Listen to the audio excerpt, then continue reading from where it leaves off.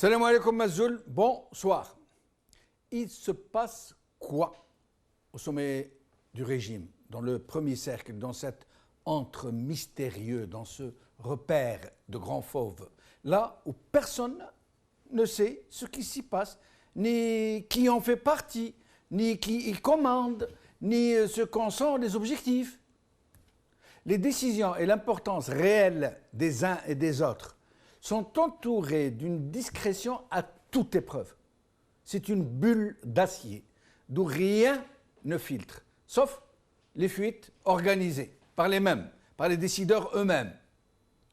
La foule des experts en tout genre, de ces initiés autoproclamés, de cette foultitude d'oracles à la petite semaine, en sont réduits à pinailler sur le plan de vol des mouches, à se rabattre sur les querelles ménagères des uns et des autres, qui leur parviennent parfois grâce à l'indiscrétion rengorgée d'un domestique en verve ou d'un rejeton de baron qui a bu un coup de trop.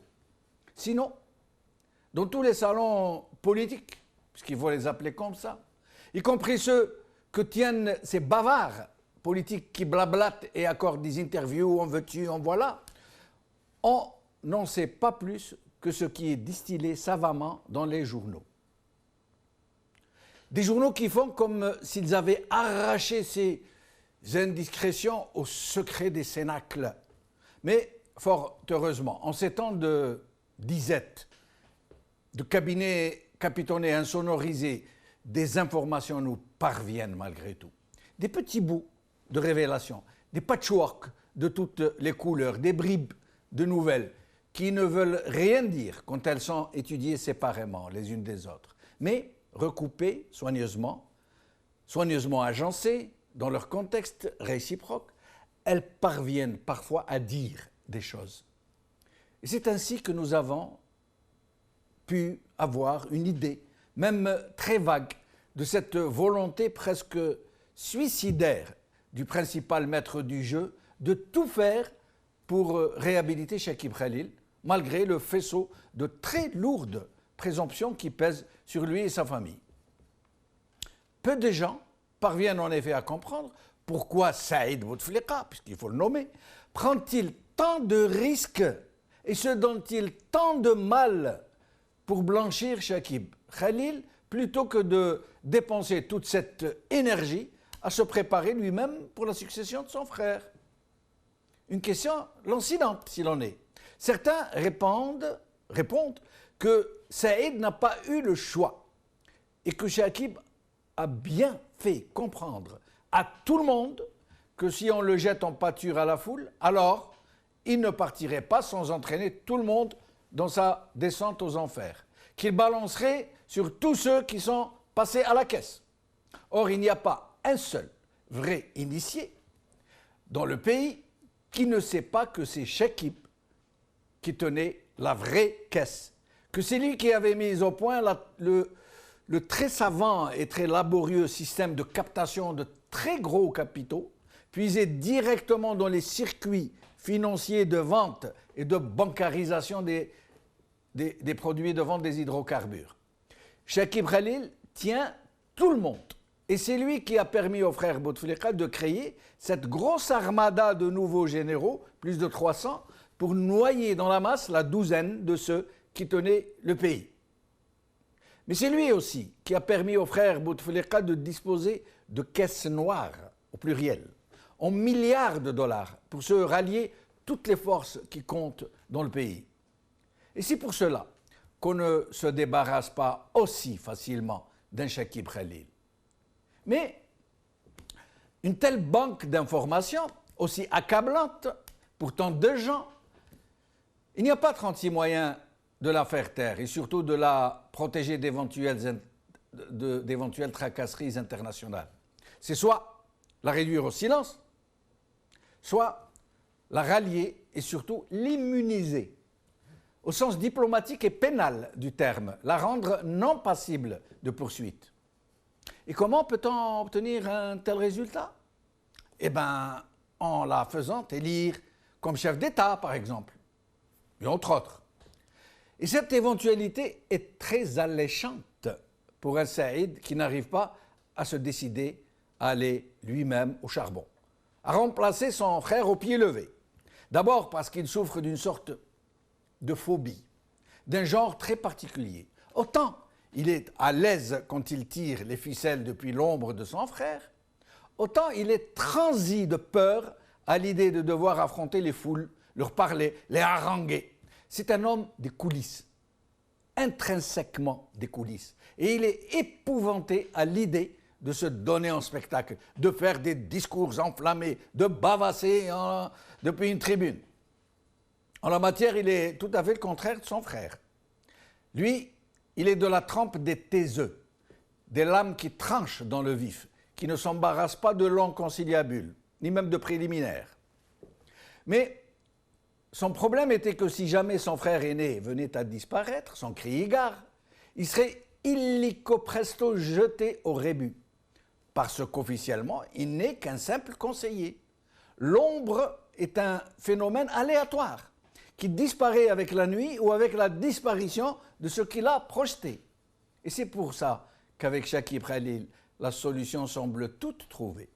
C'est pourquoi toute cette grosse opération de réhabilitation de Chakib Khalil tombe sous le sens.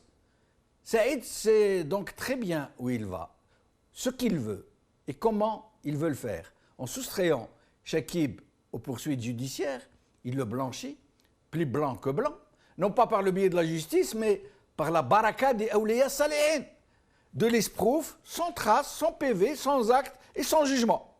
Puis, il lui passe une teinture pour le dorer sur tranche, en usant de relais politiques et médiatiques. Les interviews qui se suivent et qui sont de plus en plus explicites sur les objectifs de l'opération sont de moins en moins ambiguës.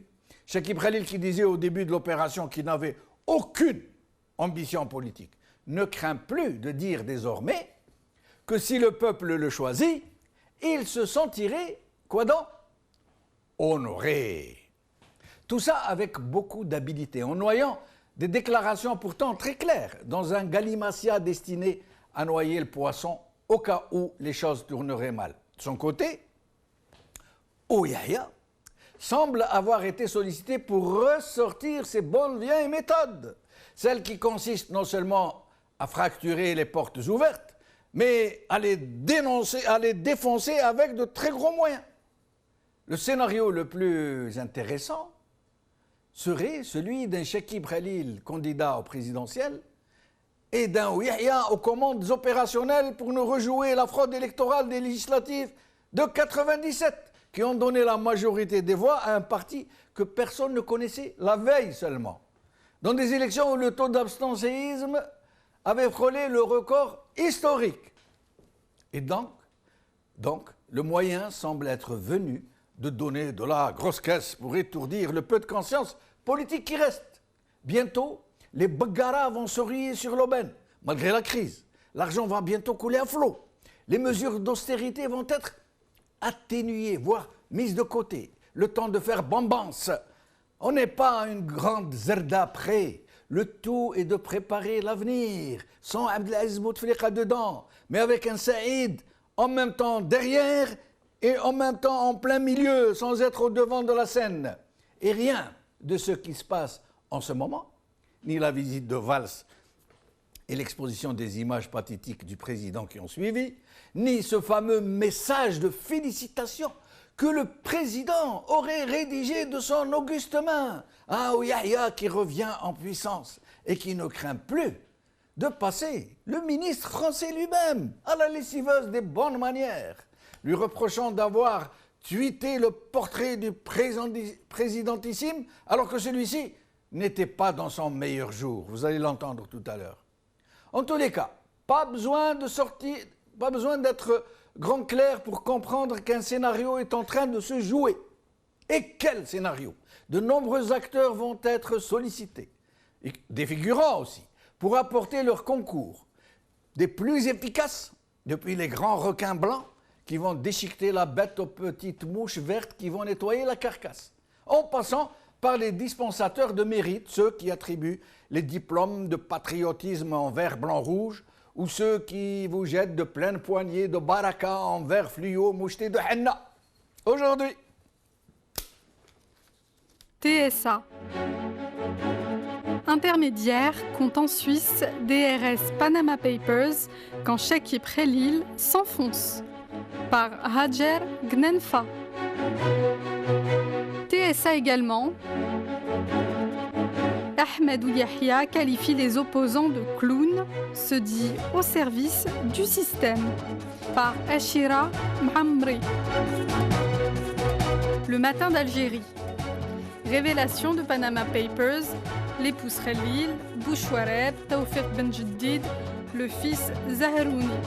Par Yassine K.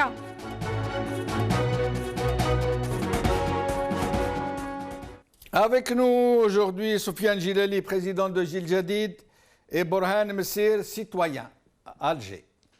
Tous les deux sont à Alger. Soufiane Gilali, merci d'être avec nous. C'est un plaisir pour moi. Bonsoir à vous et à tous les auditeurs. Bonsoir. Alors, Soufiane Gilali, cette histoire de Chakib Khalil qui n'en finit plus, on ne comprend pas ce qui se passe, ou alors on devine à peine. Même les journaux, on sent quoi, ils ne savent plus quoi dire, quoi écrire. C'est à peine s'ils spéculent sur la question. Selon vous, en politique, opposant, président d'un parti politique, qu'est-ce que c'est que cette histoire de Chakib Khalil? Eh bien, écoutez, je crois que vous avez présenté en début d'émission un scénario tout à fait plausible.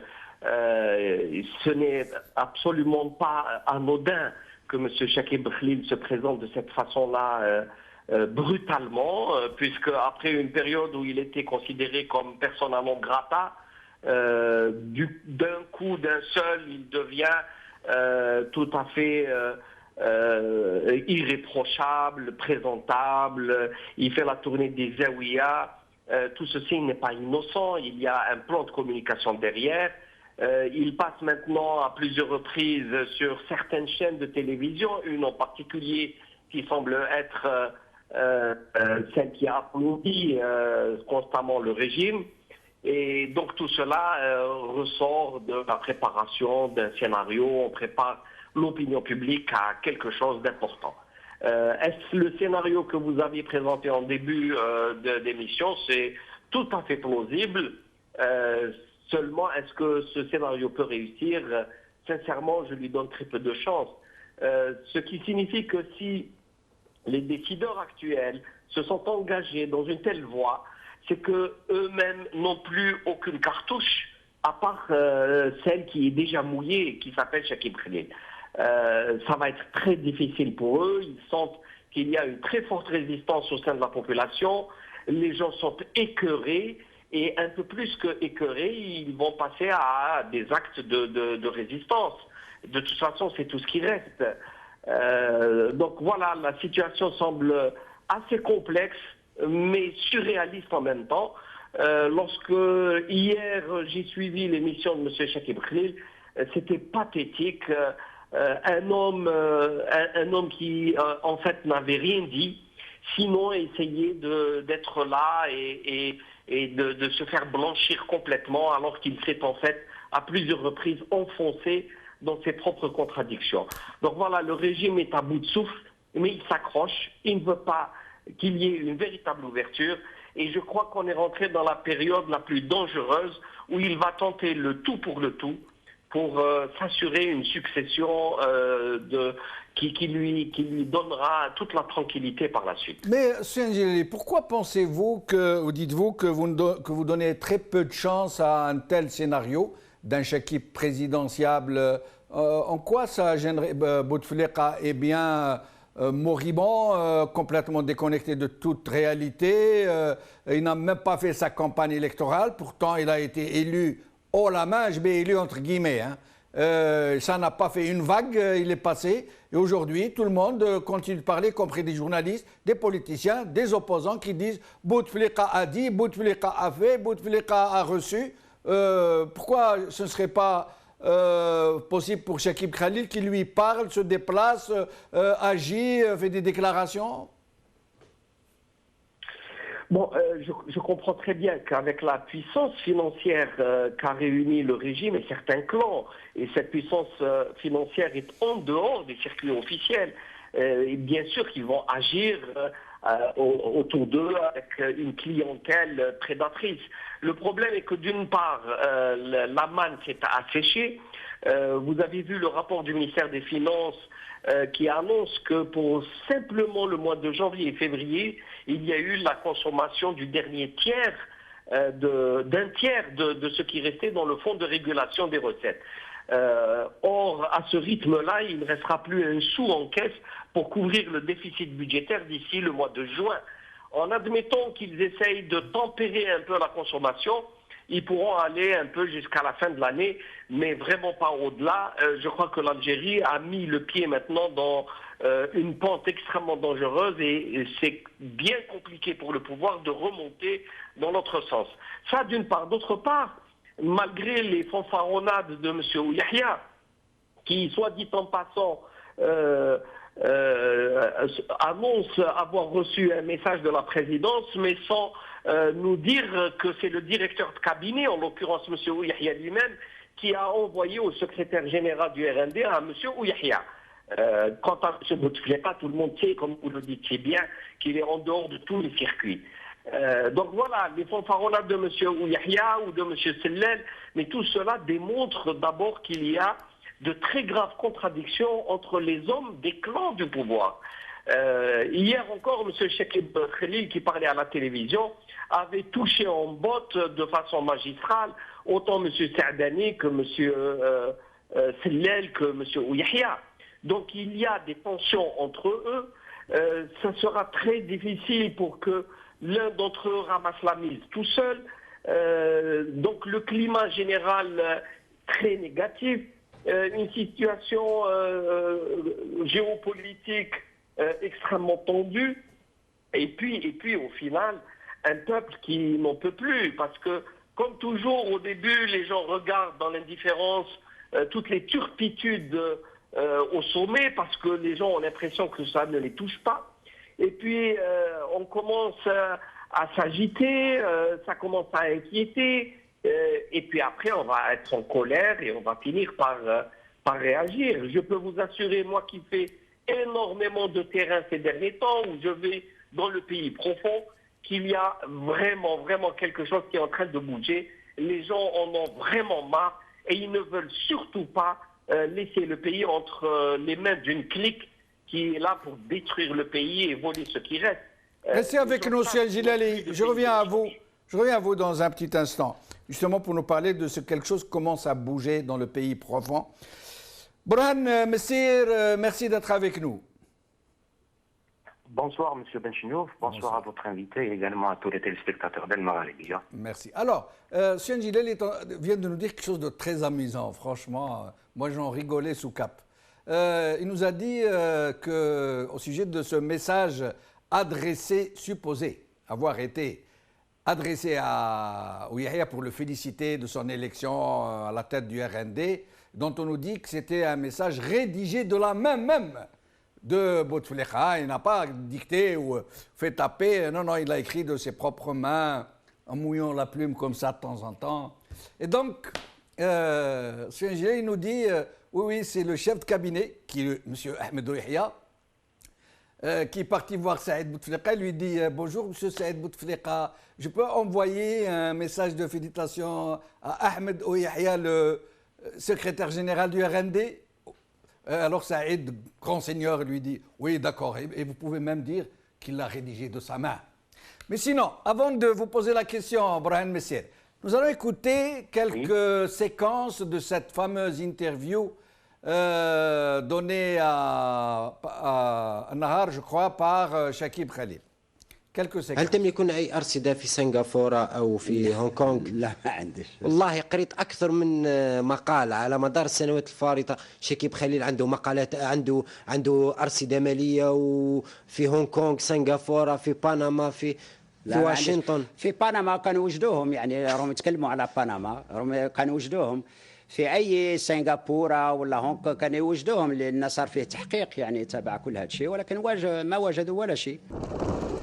شكيب خليل عمر سعداني عنده أدلة يقول باللي شكيب خليل راهو بريء وكل الملفات راهي مفبركة.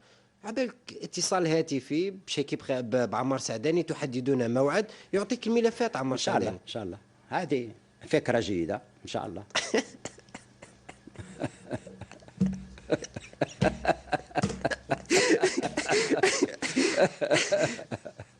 وعدك السي شكيب خليل. الله يعطيك الصحه. يعني سي شكيب خليل، الرأي العام الجزائري، أنا شخصيا أرى أنه شكيب خليل ما حاب يربح عليه بأي جهة، وهو ما يمهد له الطريق أن يكون يوما ما رجل إجماع، والكل يتذكر ما معنى كلمة رجل إجماع. والله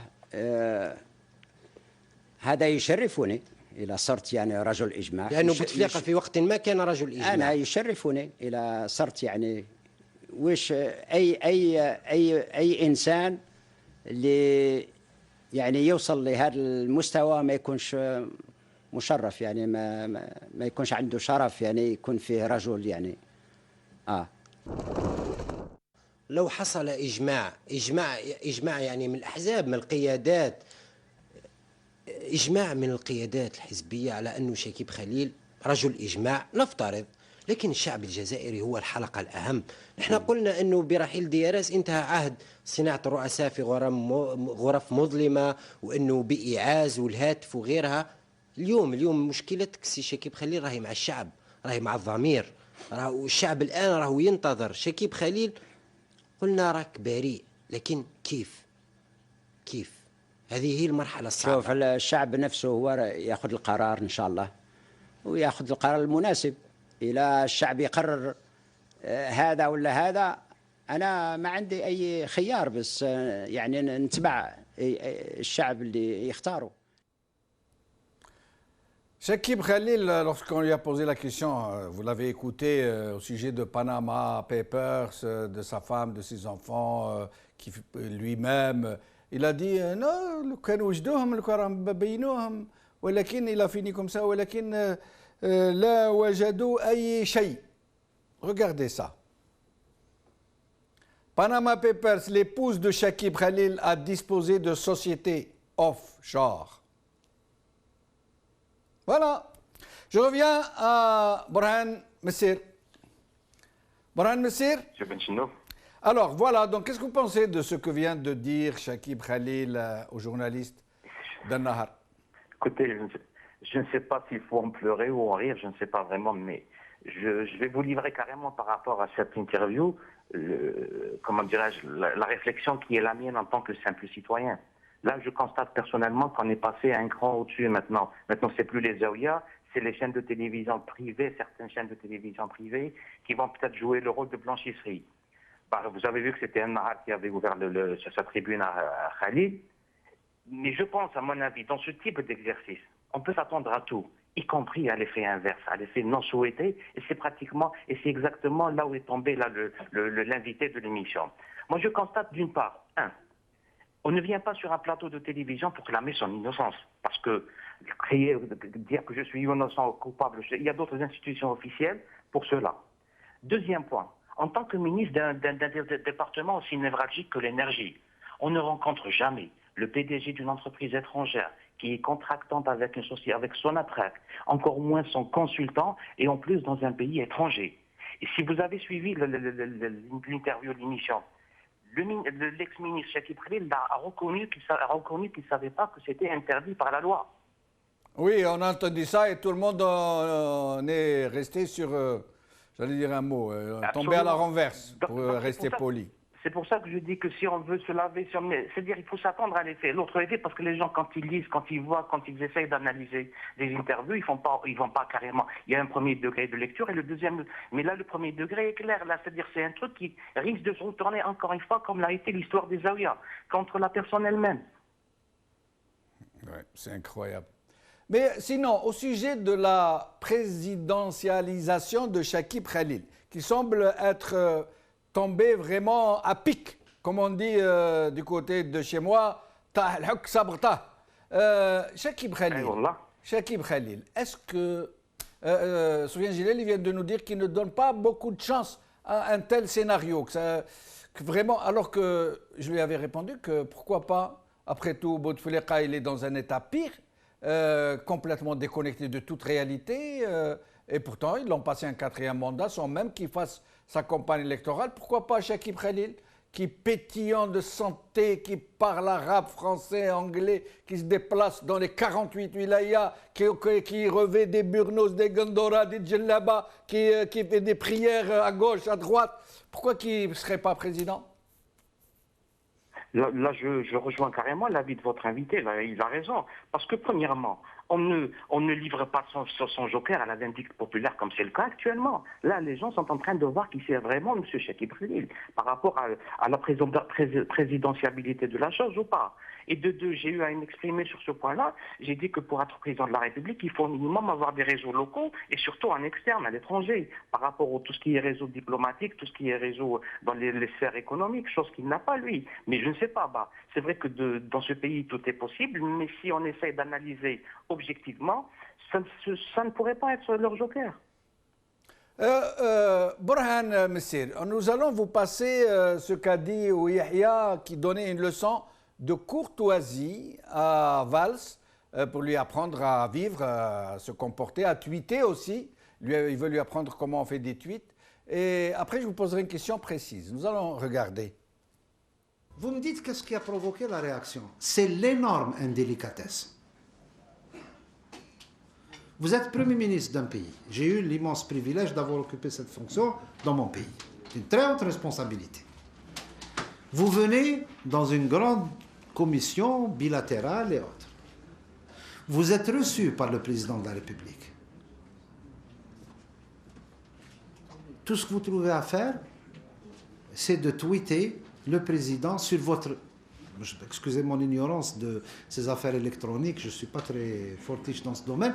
On dit sur un site personnel, même pas le site de Matignon. Donc c'est lui. Je trouve que c'est très très indélicat. Et ça ne pouvait, parce que c'est venu ensuite dans un truc global dont j'ai longuement parlé, Le Monde et d'autres choses. Mais arrêtons-nous, je réponds à votre question de manière très précise, comme elle était précise, sur le fait que qu'est-ce qu'a provoqué le tweet. Il n'a rien montré, le tweet. Il n'a rien montré. Ce n'est pas l'image. Président affaibli, le président... Bon, le président n'était pas dans un de ses meilleurs jours. Le président n'était pas dans un de ses meilleurs jours. Le président n'était pas dans un de ses meilleurs jours. Oui, Yahya qui se transforme en baron de Rothschild pour donner des cours de maintien au Premier ministre français. Voilà, les délicatesses, la courtoisie. Mais sinon, Borhan Messir, il lui dit, c'est quoi, bon, c'est vrai, mais le président n'était pas dans un de ses meilleurs jours. Ça veut dire qu'habituellement, il est dans ses meilleurs jours, ça veut dire qu'il est bien. Mais sinon, qu'est-ce qu'il reproche à Valls? Moi, j'aimerais bien trouver quelqu'un qui m'explique. Est-ce que Valls a fait du Photoshop, qu'il a trafiqué la photo de Bouteflika qui était en bonne santé et qu'il a trafiqué pour le montrer sous son plus mauvais jour? Est-ce qu'est-ce qu'il a fait, Valls, à part avoir mis une photo officielle de sa rencontre avec le président Bouteflika qui n'était pas dans un de ses meilleurs jours? Monsieur Yahya, oui, je vous entends. Là, Monsieur Yahya, on lui reconnaît une chose, c'est un fin diplomate. Donc il sait utiliser les mots, il a très bien utilisé le terme. Maintenant, par rapport à ce tweet du Premier ministre français, pour savoir si ce qu'a fait Valls, ce qu'il n'a pas fait, est-ce que vous pensez que toutes ces explications vont vers Valls ou pour l'opinion publique algérienne, pour la consommation locale? Moi, je pense que c'est pour la consommation locale. Parce que je dis en termes de communication, et quand on apprend les médias, ce qu'on dit peut toujours se répercuter ou se retourner contre soi. Le président est malade, tout le monde le sait, Allah Ishafi, Inch'Allah Ishafi, tout le monde dans le musulman. Mais on ne dit pas que à ce jour-là, il était fatigué, il n'était pas à l'aise. Donc il ne fallait pas l'exposer. Donc il faut savoir communiquer. Maintenant, toutes ces explications, à mon sens, sont destinées à la consommation locale. C'est-à-dire, Valls, lors de toutes les visites, moi je suis en train de suivre les informations à l'étranger, tous les premiers ministres, tous les ministres, tous les présidents, quand ils passent dans ces endroits, eh bien, ils tweetent parce que nous sommes à l'ère de la nouvelle technologie de l'information, chose qu'on ignore chez nous. Et vous avez entendu, on a parlé d'affaires électroniques, ça m'a remis à l'esprit le fameux machin, l'ONU, là, qui a été dit par un autre président. Borhan Messir? Je crois Oui, je qu'on vous l'a... entends, oui. Oui, oui, je vous en prie, poursuivez. Voilà, donc c'est beaucoup plus destiné à la consommation locale et on essaie d'expliquer, il a tweeté, il n'a pas tweeté, le vrai problème n'est pas là. Le vrai problème, il est ailleurs. C'est-à-dire, il y a eu Khalil, il y a eu maintenant les interventions de Yahya, il y a eu ceci, mais le vrai problème, vous avez l'absence de la vision politique, vous avez des dépenses publiques qui sont dans une situation très insoutenable, vous avez le déclin de la valeur du dinar, un emprunt obligataire qui est élevé essentiellement par les institutions financières et le public, le grand public ne suit pas. Et là, on risque carrément, comme ça a été dit par votre invité également, on risque d'aller carrément vers l'endettement extérieur. C'est ça, les vrais. Maintenant, c'est une histoire qui s'est passée il y a quelque temps. Maintenant, il y a eu un truc là-bas. On arrête, on essaie de passer à une autre étape. Mais ce qui désole, moi, ce que je suis en train de voir par rapport à toutes ces interventions des hommes politiques, je crois que vraiment beaucoup de nos hommes politiques ont tout à gagner vraiment à se perfectionner davantage et en actualisant leurs données. Parce que là, on est encore branché, on est encore fixé aux années 60-70 et nous sommes en 2016 malheureusement. Brahim Messir, qu'est-ce qui explique selon vous qu'on ressorte maintenant au Yahya de sous la Manche comme un valide pique? Je ne sais pas si vous savez jouer à la belote.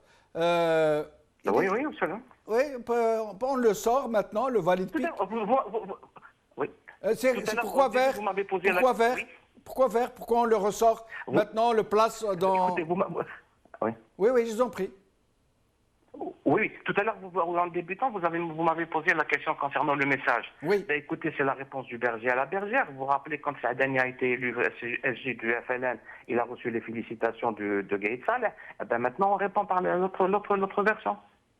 Mais vous pensez que c'est juste un truc d'animosité entre un Yahya et un Saadani, des équilibres, Oui. Vous pensez que c'est ça seulement? Oui, ça peut être un jeu de lobbying, absolument, de placement d'intérêt personnel. Je ne sais pas. Ça ne peut pas être plutôt la préparation d'un Yahya pour les charges de Premier ministre en vue de préparer des élections présidentielles précipitées et dont il aurait la charge de les conduire entre guillemets, bien sûr. Je pense, à mon humble avis, que le futur président de la République n'est pas encore connu. C'est-à-dire que ce ne sont pas les gens qui gravitent autour de ce système actuellement qu'on est en train de voir. Et si on choisit Chakib, est-ce que Yahya ne serait pas le meilleur valide pick, la meilleure carte d'atout pour le faire sortir, le roi de pique? Est-ce un jeu, vous me posez une question d'intérêt, de jeu d'intérêt par rapport à un réseau, par rapport à un clan, par rapport... Oui. Restez avec nous, Monsieur Borhan, je reviens. Ça sonne bien, Messire Borhan, ça me rappelle le Moyen-Âge, nos bandes dessinées d'avant, Messire. Restez avec nous. Soufiane Djilali, vous me disiez tout à l'heure, avant de revenir au cas Yahya, vous nous disiez que ces derniers temps, au cours de vos déplacements dans le pays profond, ça veut dire la véritable Algérie, celle qui souffre, celle qu'on ne voit pas, celle dont les gens ne savent pas à quel point elle est plongée dans la perplexité, dans l'incertitude des lendemains, dans le besoin, dans la grisaille, dans les routes cassées, dans la misère, pour tout dire. Vous me dites que ça commence à bouger. Oui, absolument, c'est Blechenov. Ça commence à bouger d'abord sur le plan mental. Il y a quelque temps, on rencontrait les gens, mais on sentait qu'il y avait une profonde léthargie. Il y avait une résignation. Les choses sont telles quelles. Ce n'est pas la peine de faire grand-chose. On ne peut pas bouger. Nous avons un minimum la paix. On peut vaquer à nos affaires. Voilà le discours un peu défaitiste et résigné. Or, aujourd'hui, c'est un autre discours qui nous est servi. Lorsqu'on rencontre les citoyens nous allons publier même quelques petits extraits de vidéos sur notre site, etc. Vous allez voir que les gens maintenant exigent le changement. Ils ont envie de se protéger des risques encourus avec ce régime. Ils ont conscience que ce pouvoir-là est en train de détruire le peu de choses qui avaient été construites. Et donc, les gens sont maintenant dans une phase où ils sont très attentifs, où ils commencent à suivre pas à pas ce qui se fait, ce qui se dit. Ils essayent de lire, ils s'informent.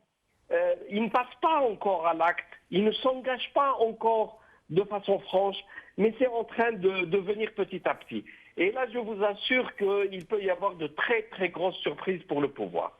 Mais justement, Sian Gilali, pour parler honnêtement, ce pays profond dont vous nous parlez et qui a été malheureusement la cible concentrée, le cœur de cible du régime, parce que c'est la partie du pays qui est le plus peuplée, et le régime est arrivé à en faire, alors que c'est la partie la plus misérable, la plus marginalisée du pays, il est arrivé à en faire la population qui le soutient le plus dans les pays du pays profond et du Sahara aussi.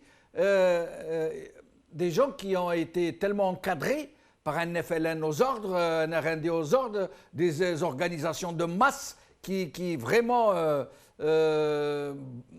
font tout, vont jusqu'au détail pour surveiller la population, les anciens Moujahidines, le GTA, toutes ces organisations de masse, en plus des Zawiya, en plus des tribus, des chefs coutumiers, etc. Est-ce que, justement, tout peut venir... À mon avis, je crois qu'une éventuelle réaction, un mouvement éventuel, une conscience politique pourrait venir de partout, sauf du pays profond, justement.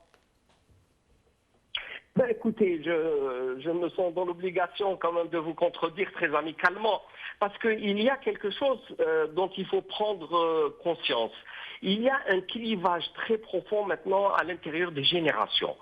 Il y a une nouvelle génération qui est en train de naître, de s'épanouir. Alors je vais vous donner quelques symptômes que vous aviez relevés très probablement. Vous avez vu lorsqu'il y a eu des troubles à Ghardaya, que les jeunes qui étaient à l'origine des contestations ne répondaient plus à ce qu'on appelait les cheikhs et les cénacles des anciens. En Kabylie, de la même façon, les djma'a n'ont plus accès, finalement, ne contrôlent plus la jeunesse. Ça se passe aussi dans le sud. On peut ramener l'Aïen, mais ça ne fera pas grand-chose avec les chômeurs du Sud. Je vais vous donner un autre exemple beaucoup plus récent, mais qui est passé un peu inaperçu. À Air Algérie, il y a quelques jours, une grève sauvage. Vous savez que le directeur des opérations, qui est en fait la cible de grévistes, est là depuis très très longtemps et de façon inamovible. Et les anciens pilotes, les anciens fonctionnaires, si j'ose dire, d'Air Algérie, n'avaient jamais réussi à le dégommer parce qu'ils étaient toujours très pointilleux, respectaient les règles. Or, avec la nouvelle génération, ils se sont entendus la veille à midi sur Facebook. Le lendemain, ils ont bloqué l'aéroport et le directeur a sauté immédiatement.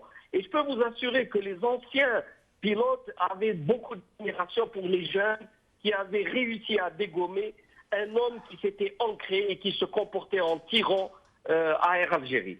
Donc voilà un peu ce type de changement. Et là, je le vois sur le terrain. Je le vois, j'étais à Azfoun, Ibeskrien, à Akbou, mais aussi à Souger, ce matin même au centre de Chlef. Et c'est la nouvelle génération qui n'accepte plus cette forme de résignation des aînés. Alors vous avez toute l'ancienne génération, plus de 65 ans, qui est très imprégnée par l'ancien système, qui est managée par le FLN, du GTA, les réseaux. Mais vous avez l'entre-deux, la génération qui suit, qui elle est probablement très atteinte et un peu traumatisée par les années 90, qu'elle a vécu très très mal, parce que dans les années 90, ils avaient les 20 ans, 25 ans, et ils s'en sortent très marqués. Par contre, ceux qui ont moins de 30 ans, ils viennent avec beaucoup plus de vigueur, ils n'acceptent pas la situation, ils ont de l'ambition, ils savent que entre être harag, comme il y a quelques tentatives d'une certaine minorité, et partir en Europe, ça ne résout rien, parce qu'ils savent qu'en Europe, il y a une crise très profonde, et ils se disent, il n'y a rien d'autre à faire que se battre dans notre pays. Alors c'est de C'est de là que va venir le mouvement. Et c'est là que le mouvement commence à s'organiser. Et c'est là qu'il y a une conscience qui commence à émerger. Refaites le parallèle en 1954, qui avait fait la révolution alors qu'en 1954, vous aviez une population totalement miséreuse, marginalisée, analphabète, qui n'avait aucun moyen de communication, qui n'avait pas les outils modernes. Et pourtant, des jeunes ont fait le miracle. Une poignée de jeunes. Eh bien, le phénomène se répète. Des jeunes aujourd'hui, moins de 30 ans, grâce à l'Internet, grâce à des outils que leurs aînés n'avaient pas, grâce à une prise de conscience, parce que le monde est en bouleversement, parce que la crise est partout, alors ces jeunes-là le savent maintenant et veulent changer. Restez avec nous, Cheikh Jilali, restez avec nous. Nous allons prendre quelques appels téléphoniques et nous revenons à vous et à Borhan Messir. Mohamed Dalmani. Bonsoir mon cher ami Jamaldine Benchenouf. Je salue votre courage. Merci. Je vous rends un grand hommage de vous feront parler. Ça, premièrement. Deuxièmement, le cause Khalil, Sharkib Khalil. Il a fait le même sort que son maître disait, comme on dit, M. Abdelaziz Bouteflika. Il a fait le même Zawiya. Il a été condamné comme lui. Il a volé de l'argent du ministère des Affaires étrangères. Il est allé corrompre les ambassades. Et sa première cause, lorsqu'il était ministre de la jeunesse, qu'est-ce qu'il a fait à Alger? Il s'est accaparé de Monoprix d'Alger, et puis les jeunes filles de mon pays, que je suis jolie, les filles de mon pays. Non seulement ça, le ministère des Affaires étrangères, dans son nom, il a mouillé tout le monde. Il faut assez de ce cause de Khalid, de Bouteflika. L'Algérie, elle appartient à tout le monde. Et il vient le moment où tout le monde paye. Justement, je remercie M. Soufiane Gilani et Borhan de leur franc-parler. Merci. Voilà ce que je vais à dire. Merci, c'est Mohamed, merci. Alors, Younsi de Chlef. Younsi de Chlef. Dans cette offensive, de dévoiler ces barons qui ont... Younsi de Chlef. Il y a un souci, je crois. Yahya de France. خويا جمال السلام عليكم. وعليكم السلام اهلا بك سي يحيى. اهلا بك يسلمك. انا حبيت نشباسري ان كرون بونجور هذاك ديال الجديد سفيان هذاك اللي راه اون ديريكت يعطيك الصحه الله يكثر من تالو هذاك وي لو فرون بارلي تاعو عجبني فرانشمون سي سيت جينيراسيون en fait qu'il faut mettre en place. C'est à eux qu'il faut confier le pouvoir en Algérie. هاد دي زامبيسيل y compris هذاك اللي شفناه في النهار البارح شاكيب خليل هذا انا je le juge pas mais je juge ses propres ses paroles ses propres paroles.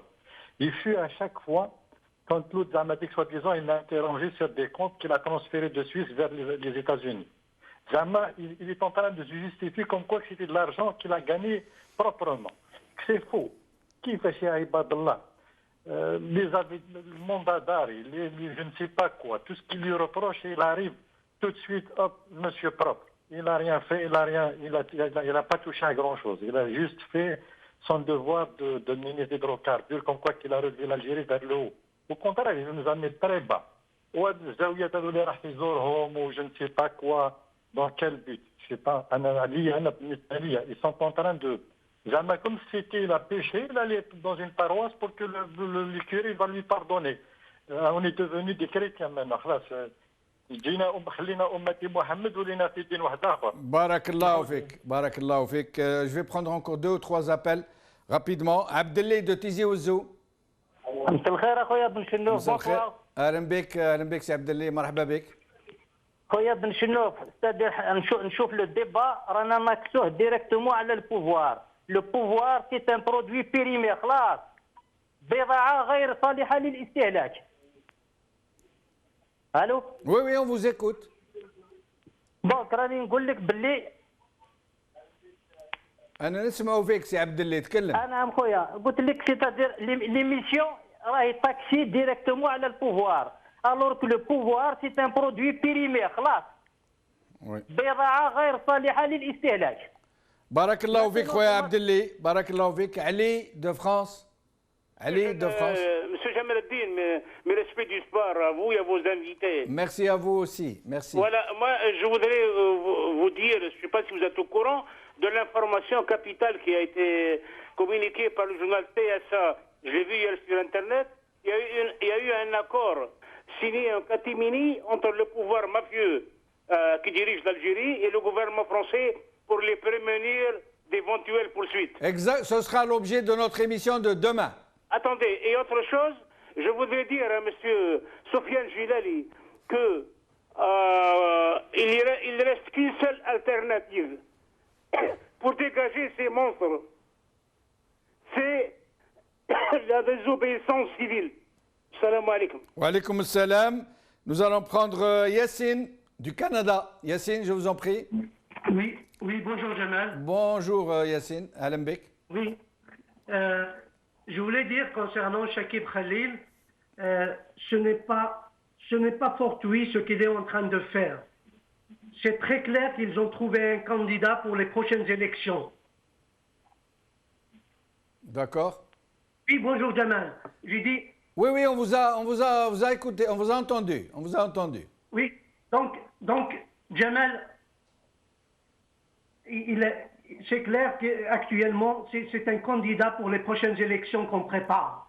Donc, je souhaiterais dire à Sofiane Gilali, il est temps qu'ils préparent leur candidat. C'est extrêmement important. Très bien. Merci beaucoup. Je vais prendre un dernier appel, parce qu'il reste le temps aux deux invités de clore plutôt. Donc nous allons prendre Mohamed de Tiaret. Mohamed Mentiaret. Et puis il va passer, Chakib Khalil va passer. Mohamed Mentiaret. Nous l'avons perdu. محمد من واد شوف. محمد من واد شوف. محمد من واد شوف آخر نداء. محمد بن مسوس. محمد بن مسوس، أهلا بك. أهلا بك سي محمد، تفضل. الله يسلمك. ألو. on vous écoute، تفضل. بن مسوس. نقص محمد بن مسوس، نقص تلفزيون. وماذا بك خف شويه اختك ما بقالناش الوقت. الله يسمعها. نعم تفضل. الو. On vous écoute سي محمد من بني مسوس. C'est Bichno. Oui. Je vous salue. Moi aussi je vous salue. Vous faites un grand effort pour l'Algérie. Merci beaucoup. Monsieur, vous m'écoutez? On vous écoute. Oui, moi décalé les vieux là, demain il faut les sortir. تفضل exprimez-vous parce qu'il reste plus de temps, s'il vous plaît. Le pouvoir que vous parlez là. Oui. Allô. أنا نسمع فيك سي محمد، أنا نسمع فيك. Les gens là qui nous dirigent là, il faut faire quelque chose. Oui. Allez, salut. Salut, barakallahu fik, c'est Mohamed. Donc, le mot de la fin à nos deux invités. Borhan Messir, le mot de la fin. Borhan Messir. Est-ce que Borhan Messir est avec nous? Borhan Messir, يسمع فينا? Non. Oui, je vous entends. Ok, alors le dernier mot, Borhan Messir, on arrive à la fin de l'émission.